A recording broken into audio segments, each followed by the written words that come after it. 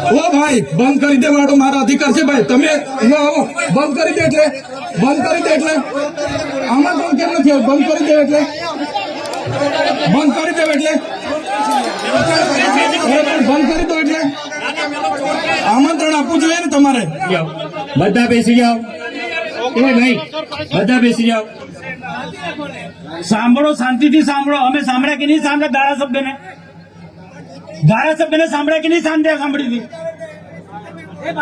ચાલ બે શાંતિથી તું મંત્રી સાહેબો તમે બેઠા છો સાંસદ સાહેબ પણ છે સાહેબ આટલો મોટો મારા વિસ્તારમાં કાર્યક્રમ છે કલેક્ટર સાહેબ પ્રાંત સાહેબ અને પ્રાયોજનાજી શર્માજી હું અહીંનો ધારાસભ્ય છું ભાઈ મને કેમ કોઈ ફોન બી નહીં કર્યો પત્રિકા નહીં જાણ નહીં ખુલાસો કરો હું ધારાસભ્ય છું ભાઈ આ મારું અપમાન નથી મારી જનતાનું અપમાન છે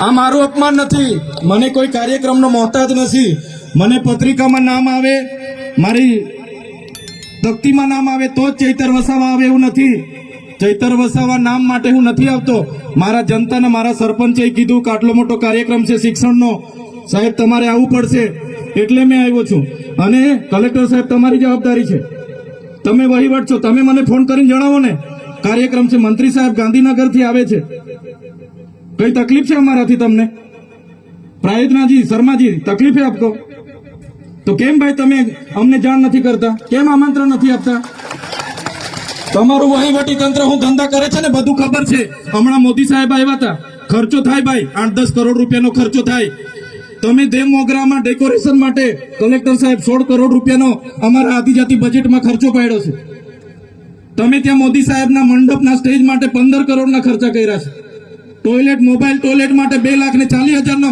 2 કરોડ ને 40 લાખના તમે ખર્ચા પાડ્યા છે નાસ્તા માટે 2 કરોડ ખર્ચા પાડ્યા છે તમે ડોમ માટે 2 કરોડ ખર્ચા પાડ્યા ચા માટે 2 કરોડ ખર્ચા પાડ્યા બસ માટે 2 કરોડ ને 71 લાખ રૂપિયાનો ખર્ચો પાડ્યો કેમ અમે સવાલ પૂછીએ એટલે તમને નડીએ છે તમારા મનમાં ધુમાડો હોય તો કાઢી નાખજો ભાઈ બરાબર છે આ જનતાના ટેક્સના પગારે આપણે બધા છે આ જનતાના ટેક્સનો પગાર મને પણ મળે છે તમને પણ કલેક્ટરથી તલાટીથી લઈને કલેક્ટર સુધીના બધા તમે નોકર છો અમે બધા સેવક છે આ લોકોએ જે પણ કે અમે પ્રતિનિધિ છે અમને અધિકારો આપ્યા છે તમે અમને કેમ અહીંયા બોલાવ્યા નથી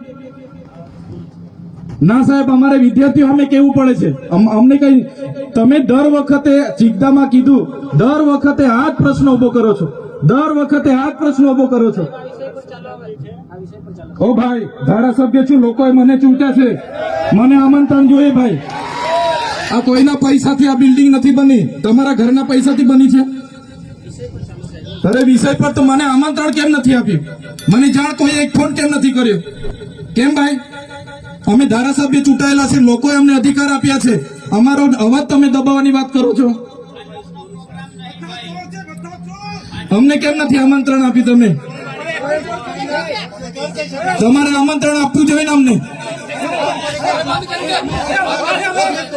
ઓ ભાઈ બંધ કરી દે વાળો મારો અધિકાર છે ભાઈ તમે આવો બંધ કરી દે એટલે આમાં પણ કેમ નથી બંધ કરી દે એટલે બંધ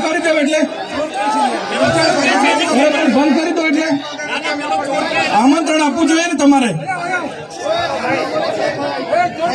અમને તમે આમંત્રણ કેમ નથી આપ્યું ભાઈ અમે ચૂંટાયેલા ધારાસભ્ય છે અમને એક ફોન કોઈનો આવ્યો નથી કલેક્ટર સાહેબની જવાબદારી છે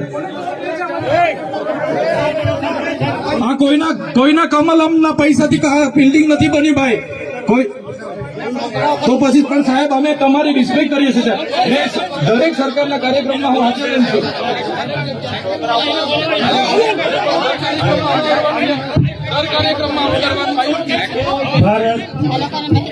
ભાઈ ચાલો શાંતિથી બેસી જાઓ બધા બેસી જાઓ એ ભાઈ બધા બેસી જાઓ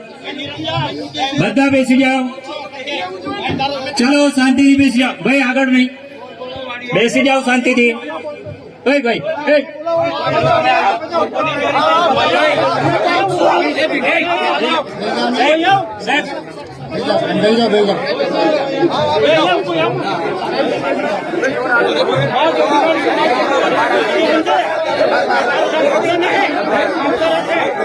ભાઈ ચાલો ભાઈ પોલીસ ડિપાર્ટમેન્ટ સાઈડ પર આવી જાઓ.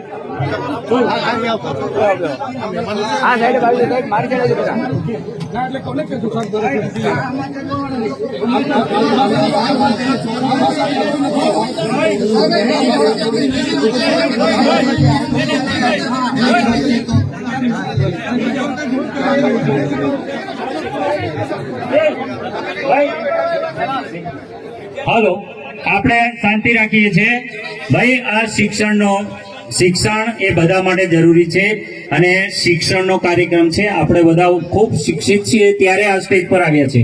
આપણે પણ એ જગ્યાએ હતા કે જે આપણા બાળકો બેઠા છે ત્યાંથી ભણતા એ આખો સમાજ આજે આ સ્ટેજ પર શિક્ષણ થકી આવ્યો છે. બિલકુલ શાંતિ રાખીએ. અને આપણી વચ્ચે આપણા માનનીય સાંસદ સભ્ય શ્રી મનસુખભાઈ વસાવા સાહેબને હું વિનંતી કરું છું, મહેરબાની કરીને પ્લીઝ કોઈ પણ તમે ભાઈ બે ઘડી એક શબ્દ આપણો આગ લગાડે એવું નહીં. શાંતિ રાખો. આ શિક્ષણનો છે. અહીંયા જે ડિગ્નિટીઝ છે, આપણા માનવંતા સાહેબો છે, આપણા ધારાસભ્ય હોય કે આપણા સાંસદ સભ્ય હોય, એ આપણા માનવંતા છે. એમની વાત સાંભળો, સમજો. ગમે તેમ બોલવાનું નથી આપણે. અને આ શિક્ષણનો કાર્યક્રમ છે. આદરણીય મનસુખભાઈ વસાવા સાહેબને હું વિનંતી કરીશ તેમના વિચારો રજૂ કરવા માટે.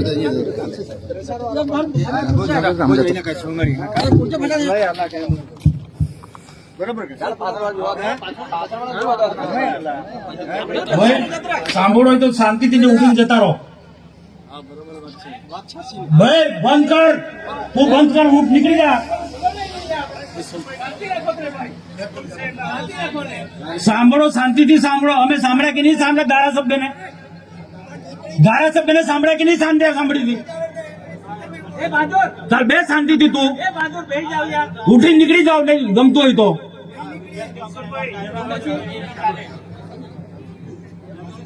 ભારત માતા કી ભાઈ તમે નીકળી જાઓ, બાદ ઉભા રહો.